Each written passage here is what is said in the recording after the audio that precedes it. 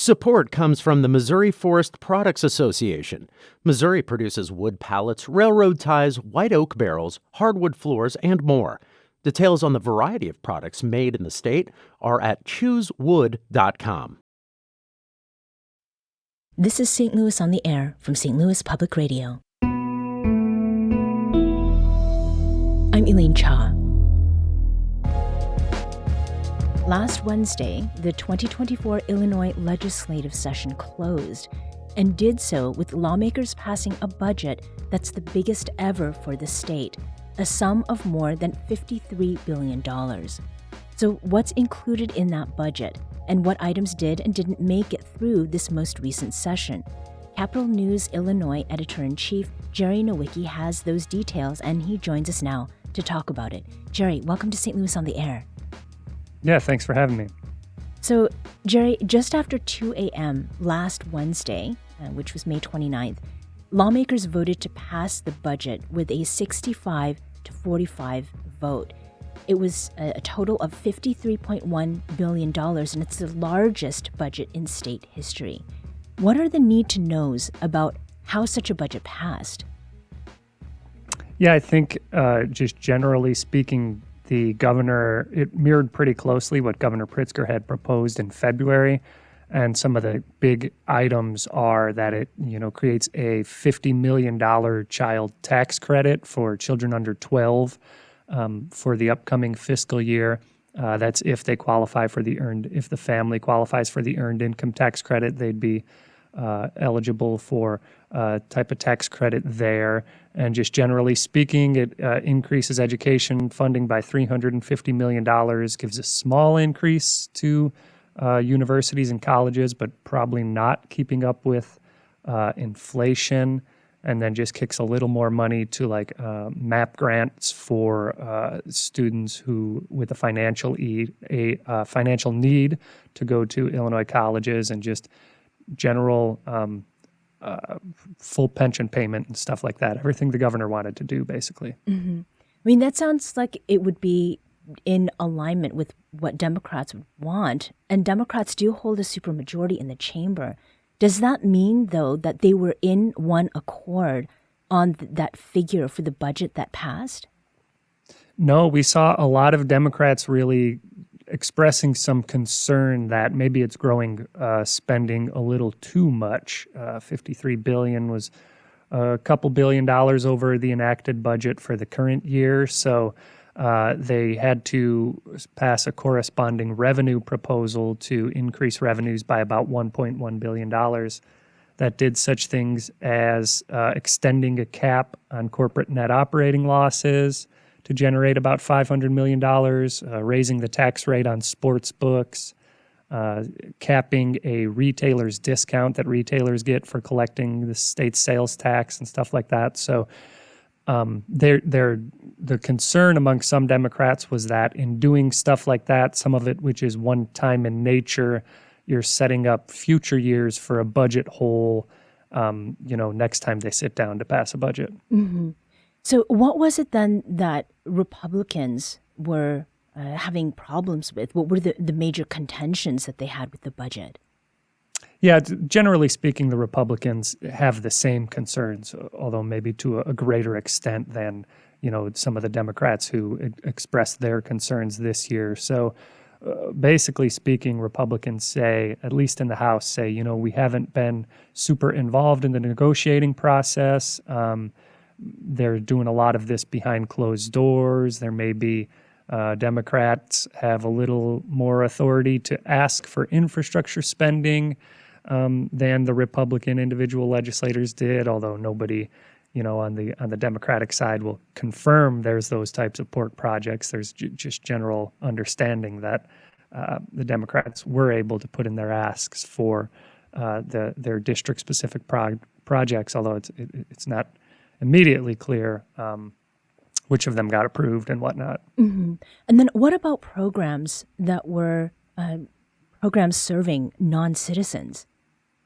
Yeah, so there's $182 million for the type of welcome center, for housing, and maybe providing some basic healthcare needs and such for individuals who are new arrivals to Illinois. Maybe many of them were bused here from Texas, but they are coming from other places, just some of them here seeking asylum, some of them here just through other processes, maybe with legal permission, maybe not.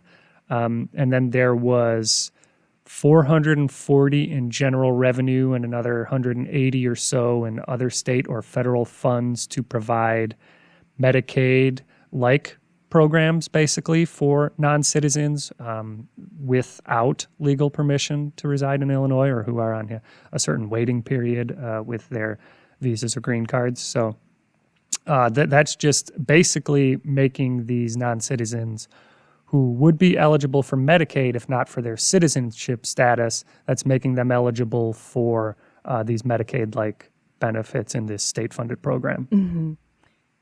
Jerry, talk with me about the bipartisan measures. So Metro East Republican Representative Amy Ellick of Godfrey voiced opposition to several spending measures in the budget.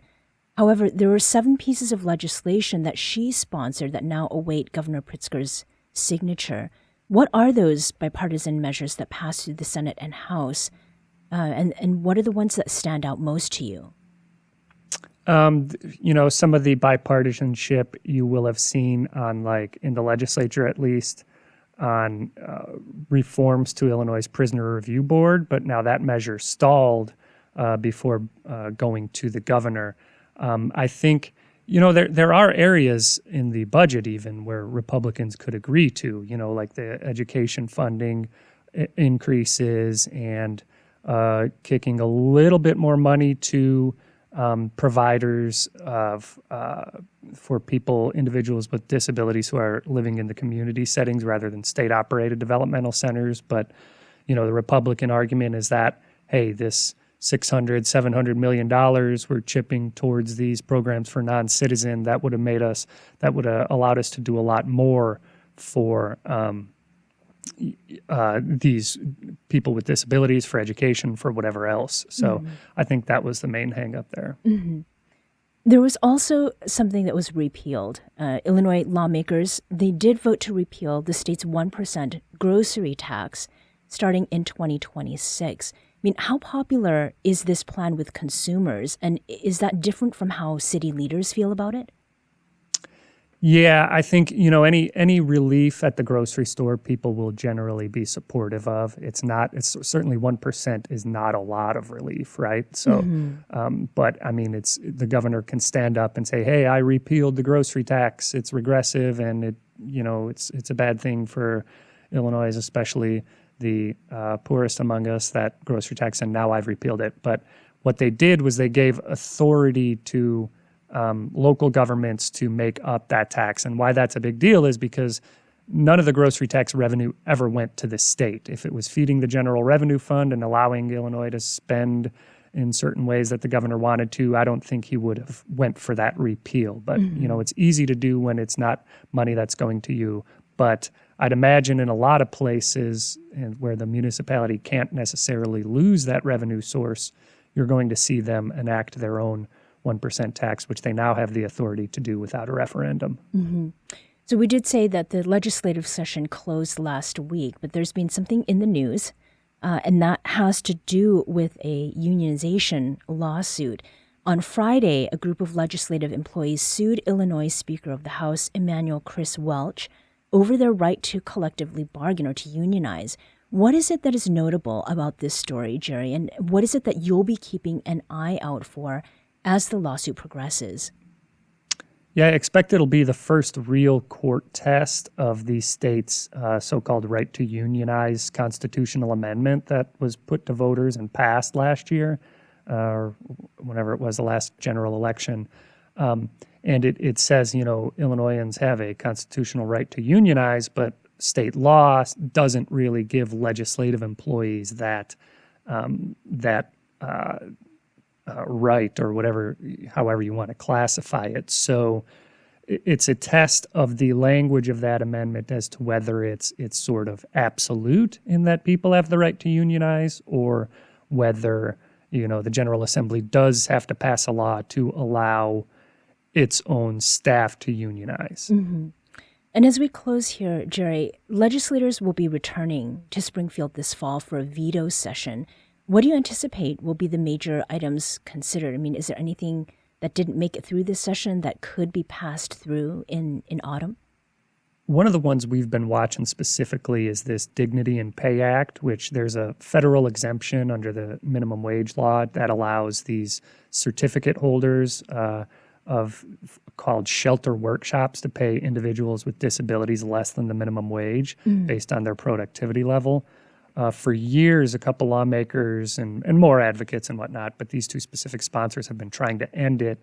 And it looked like they had, large majorities to get it done this year, but it ultimately came to the Senate, and they didn't have enough time to get it done by the time they adjourned. So that's one specifically I'll be watching for. Mm-hmm.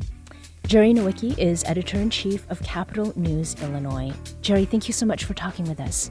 Yeah, thank you.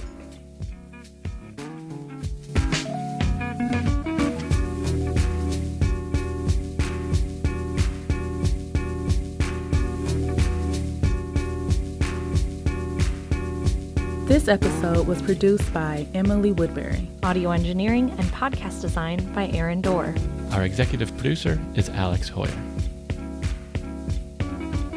St. Louis on the Air is a production of St. Louis Public Radio. Understanding starts here. Do you find yourself regularly listening to episodes of St. Louis on the Air? Suggest us to a friend you think might enjoy our conversations. And leave us a review and rating on Apple Podcasts on the App Store. It's the simplest way to help people discover our show. Thanks. St. Louis Public Radio is a member-supported service of the University of Missouri St. Louis.